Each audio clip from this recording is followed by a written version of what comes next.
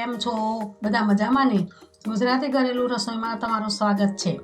તો આજે આપણે બનાવીશું કાચા પપૈયાનો 2 રીતનો સંભારો, જે તમે દરેક ફરસાણ સાથે ખાઈ શકો છો.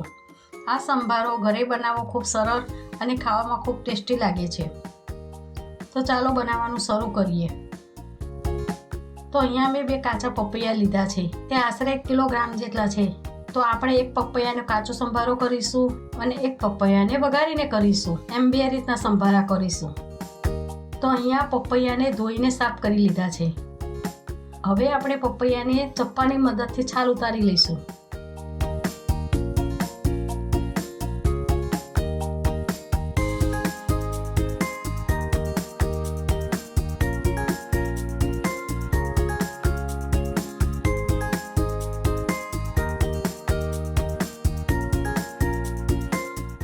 પછી તેને કાપી લઈશું.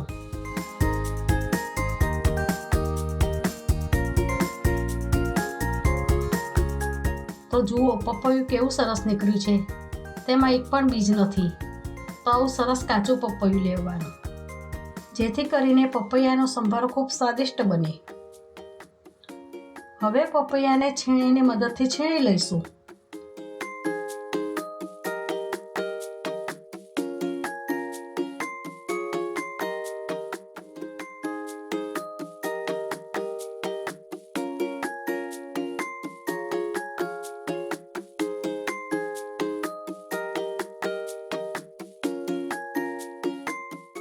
તો મેં 2 પપૈયાને આવી રીતે છીણી લીધા છે. તો હવે તેના 2 ભાગ કરીશું. એક ભાગ કાચો સંભારો કરીશું અને બીજા ભાગમાં વઘારીને કરીશું. એક બાઉલમાં પપૈયાની છીણ લઈશું.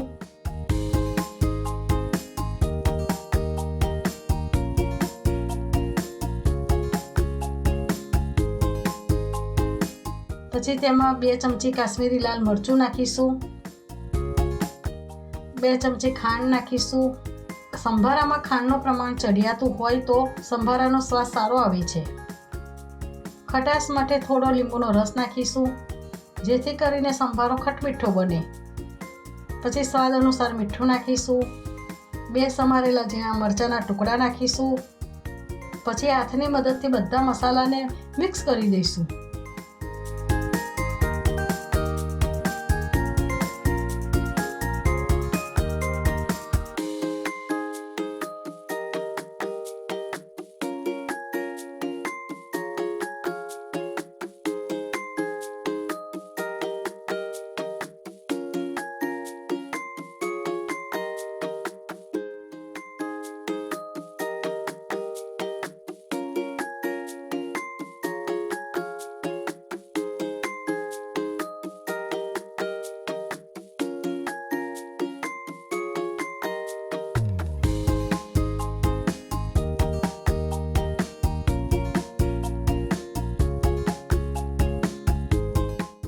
તો જુઓ, આપણા કાચા પપૈયાનો સંભારો બનીને રેડી થઈ ગયો છે.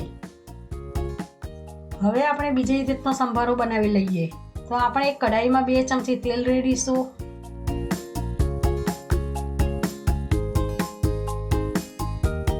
તેલ ગરમ થઈ ગયા પછી 1 ચમચી રાઈ નાખીશું.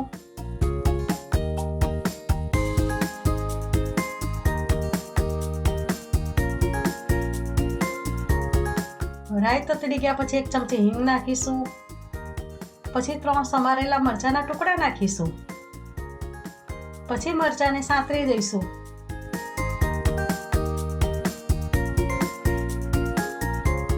પછી થોડા લીમડાના મીઠા પાન નાખીશું. 1 ચમચી હળદર નાખીશું. પછી બધા મસાલાને હલાવીને મિક્સ કરી દઈશું.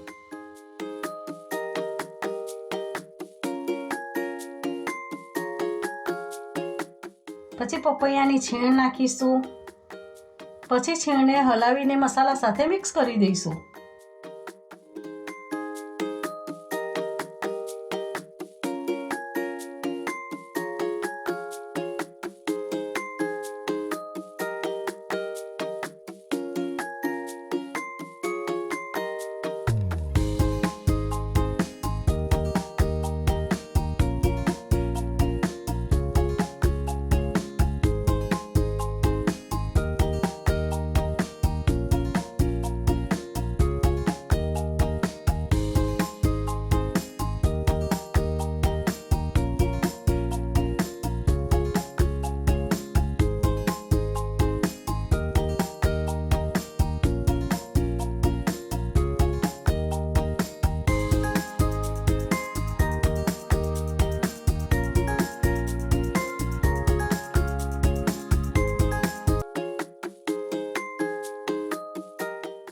પછી સ્વાદ અનુસાર મીઠું નાખીશું, 2 ચમચી ખાંડ નાખીશું, થોડો લીંબુનો રસ નાખીશું. આ સંભારામાં ખાંડ અને લીંબુનો રસ નાખવાથી સંભારો સરસ ખટમીઠો બને છે અને ટેસ્ટી પણ લાગે છે. પછી તેને બરોબર હલાવી દઈશું.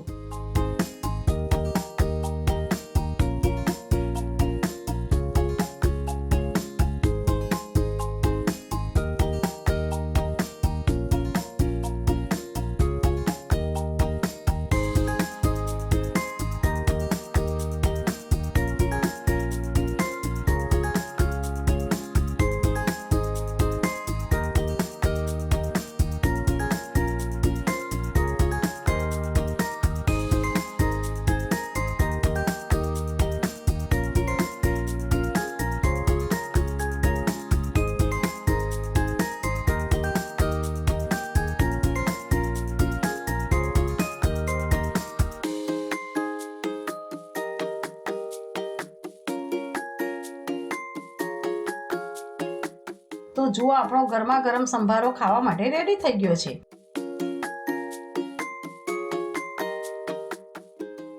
તો આ કાચા પપૈયાના સંભારાને તમે પાપડી, ફાફડા કે કોઈ પણ ફરસાણ સાથે ખાઈ શકો છો.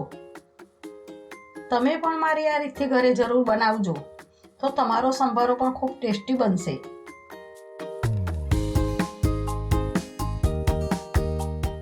તમને મારી આ રેસીપી ગમી હોય તો મારા વિડીયોને લાઈક કરજો અને મારી ચેનલને સબસ્ક્રાઈબ કરજો. જય શ્રી કૃષ્ણ.